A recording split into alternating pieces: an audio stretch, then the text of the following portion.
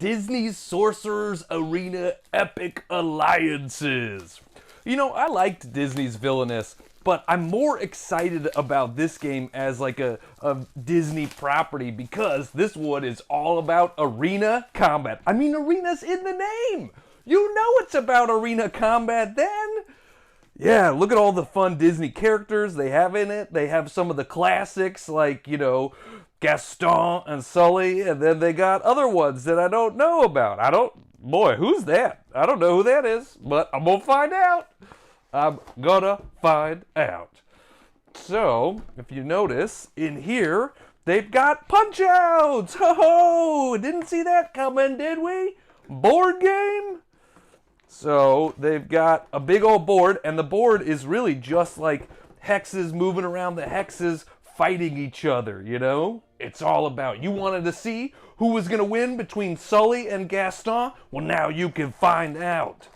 Because, look, they have all these cool standees in here. Look at these, you know? And I like standees. Like, I don't mind acrylic standees. People are like, yeah, but they're not miniatures. Yeah, miniatures, I got to paint them and all that stuff. I don't got that kind of time. Look at how cool that acrylic standee looks, you know?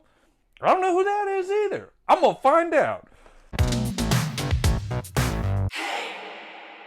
Gift of Tulips just sounds so fancy to me, doesn't it?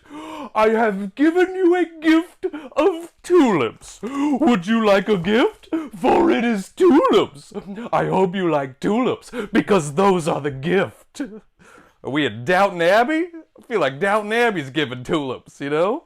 I do think the artwork in this game is very pretty. Look at all those tulips. Oh, much pretty tulips. Let's give each other pretty tulips. It's mostly just cards in the game, as you can see, and this is fun. Every player indicator, or every player token, I mean, is a different little symbol. You know, we got a little bicycle right there. This one is a teapot right there. A cow. A rose or a tulip, you know, this is just a nice little touch.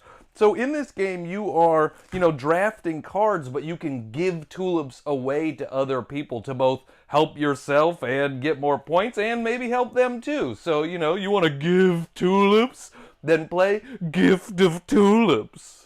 The boys, this is going to hurt. Look how big this box is. I can't even fit it all in frame. And it's not even that. Look, I got the deluxe edition, so that means I also have this bust of Homelander, and I have a 10-pack of miniatures for the game. Oh man, this is epic. So, if you know anything about The Boys, it is an Amazon Prime TV show right now that's really subversive and fun and cool. It's dark and it's funny and I really love it. Well, this is a game based on the graphic novel that the show is based on. So, you know, it's all part of the same world. It all sort of informs itself. But, you know, that's why this bust looks more like the Homelander from the comic book than it does from the TV show. But, if you don't know what this IP is, it is about a corporation that controls all of the superheroes in the world, and they decide how to use the superheroes and who they save and all that stuff. And surprise, surprise, when corporations control superheroes, they're not that good. The superheroes are not that good. They're kind of bad guy superheroes. So, you know, oops, spoiler alert. Look at this. Oh, man. All right. This is going to hurt. But it's going to be so fun while it does it. It's going to be so fun. Oh, man. Look at all this stuff in here. I am stoked for this one. We got all these different case files and, you know, oh, lots of good stuff. A lot of punch-outs. Oh, man, the artwork, very comic booky and fun, too. Look at this huge board, too. Whoa! Everything's so big in this game. Everything is so epic. Oh, I mean, even the dice are epic. Look at that. It's an explosion. Oh, gosh. I just can't. Look, oh my gosh. Oh, it's bloody. It's, don't play this with your kids. But, you know, if you don't have a weak stomach, check out The Boys. This is going to hurt. I'm obsessed with Christmas. So any game with Christmas in the name, I'm gonna get. Oh, you know I'm gonna get it. This is how you know I'm obsessed with Christmas, because my favorite thing to do during the month of December is to go stand next to Christmas trees in public places and then make strangers take pictures of me standing next to the trees from their phones. And when they're like, how do I get this to you? I'm like, no, that's for you. Yeah, Christmas, baby. So this game caught my eye, Ghosts of Christmas, because it's a trick-taking game, and I love trick-taking games. But one of the things that's so interesting about this game, you can see there is the past, the present, and the future, and so you can play tricks into the past, the present, or the future, and it changes how the game goes. Plus, you know, just a real small box here, so it's nice to have little small box games you can take anywhere, you know? You want to be Marty McFly, but with trick-taking? This is the time travel trick-taking game. Yes! And, you know, good use of pastel colors. If you're looking for a new modern game like Jenga, check out Catch the Moon. I also love this title, you know, because it's always fun to try to catch the moon. You know, you're like a rat going after the cheese. Or maybe, you know, the best time to catch the moon is during the daytime when it comes out and you're like, what are you doing here, moon? This ain't your hour. Get out of here, moon. You wait till the nighttime. You coming around in the day. You crazy, moon. So you can see there are all these different ladders and stuff like that, and you are kind of stacking and intertwining them and all that sort of stuff. So that's why I say it's kind of like Jenga, where you're like trying to pull a different ladder out and stuff like that. Ooh, they're nice little wooden ladders too, you know. Not much to this game. Oh, and it's in the clouds. Oh, that's why we're catching the moon, because we're in the clouds.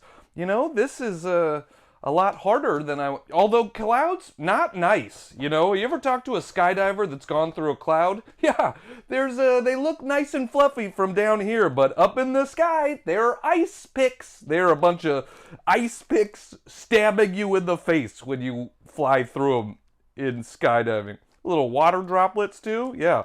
Water droplets, way nicer than clouds. Don't you forget that, cloud, okay? You got nothing on water droplets.